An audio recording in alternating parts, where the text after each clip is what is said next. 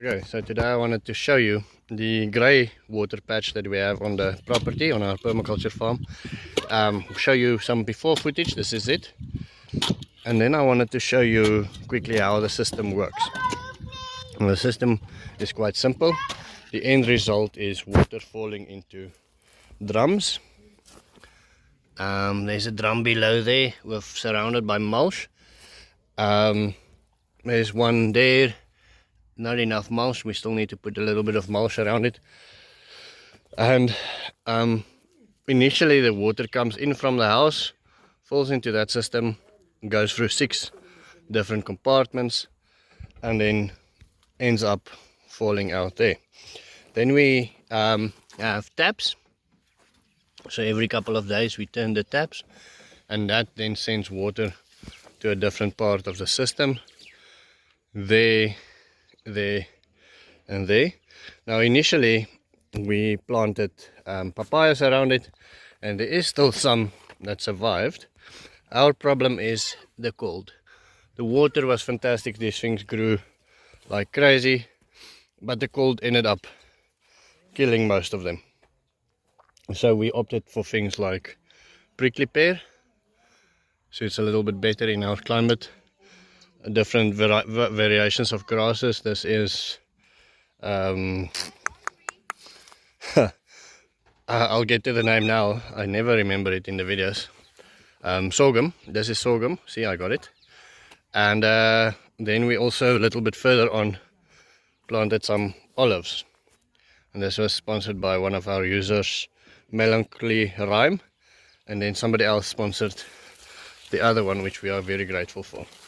Now, the cold will definitely, or will not have such a big impact on the olives as it did on the papayas. Papayas, bananas and things like that around a system like this would have been much better. But our cold winter is just too bad. You can see here is one of the remnants. See how big it is. That was one growth season. It grew that big papaya. Okay, then the other way that it gets water in here is all the water that runs off of our roofs and out of our yard comes through that gate, hits this little berm over here, and then runs into this patch. Yeah. Okay. I wanted to show you some worms as well, brand new worms that I got. Now the people that send them to me in a closed container. So when they arrived here, they were already very smelly.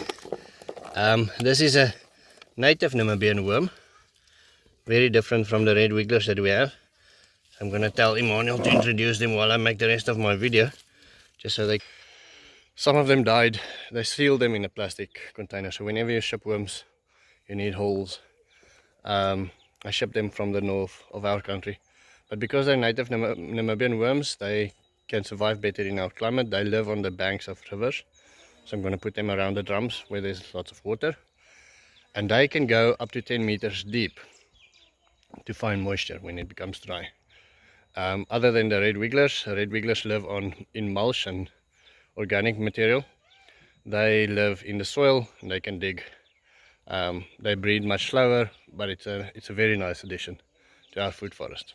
So you won't see us putting them in because I'm going to need my hands, but basically we're going to put them on the soil next to the water, and then we're going to leave them for a couple of days, and then we'll start adding the mulch. You can see how great the leucaena is growing here as well, so this will become a very great patch. Emmanuel, yes, put them for me just like that in a bundle. Just put them for me on the soil, there on the side, not in the water, just on the soil there on the side. And they will find their own way. All in a bunch. Put them all in a bunch. Everything together. Now, if you've seen my channel, you know we do a lot of work in the township.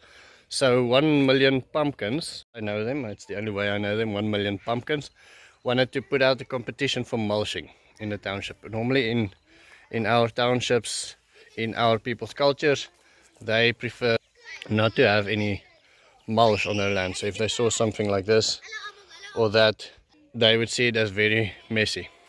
They suggested that we do like a competition, a mulching competition, where the most beautiful mulching decoration around a plant gets a prize.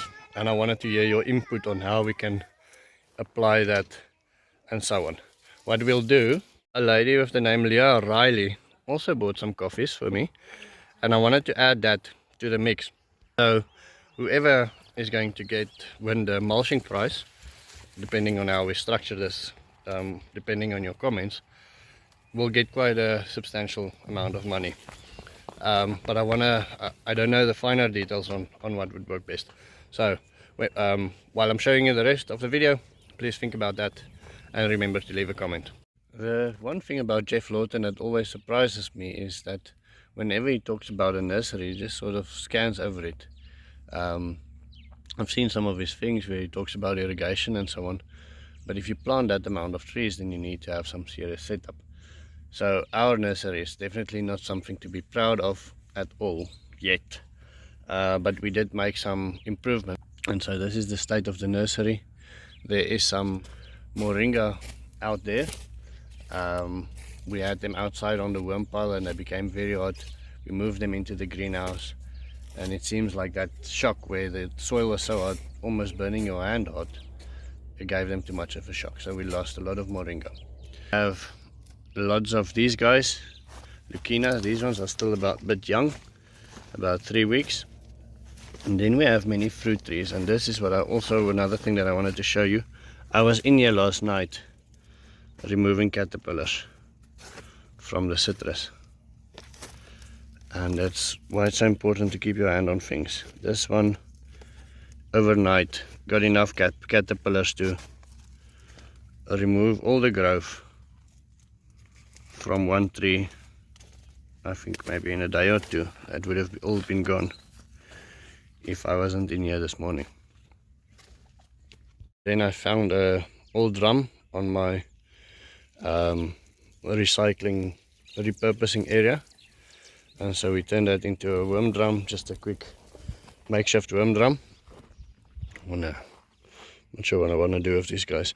Emmanuel, go give these ones to the chickens quickly, please. These worms, go give them to the chickens. And okay, then I have this marula tree outside. Now, making my last marula cuttings, I learned some things from the viewers. Above all, only this year's growth. This year this tree grew quite a bit, so we're only going to leave the main stem, cut all the rest, and make cuttings. Okay, so we're going to use this year's growth, less leaves, leave less leaves, leave longer stems, and see if that grows better than the old stems there. And I wanted to show you this. This is Lucina. Now, they didn't grow here on purpose. I fed the sheep Lucina seeds.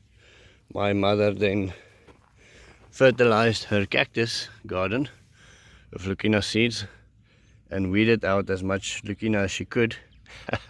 But these cactus made it difficult, and so when the sheep was removed and my mother-in-law didn't weed any Lucina anymore, these guys started thriving. Mika, stand next, quickly.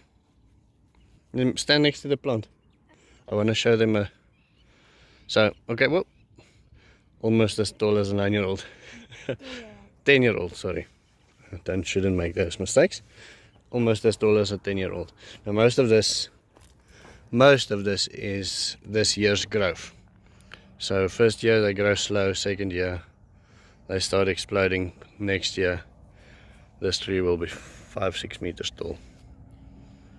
So now I do understand that growing a marula from a cutting is much more difficult than growing a marula from seed.